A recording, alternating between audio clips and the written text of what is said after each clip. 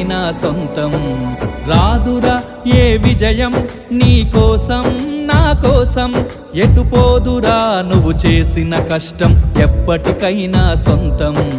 కాలంతో పయనించేవాడికి కానిది ఏముంది, సాధనతోనే సాధ్యమవ్వునని సదాశయంతో సాగర ముందుకు. రాదురా ఏ విజయం నీ కోసం నా కోసం, ఎటుపోదురా నువ్వు చేసిన కష్టం ఎప్పటికైనా సొంతం.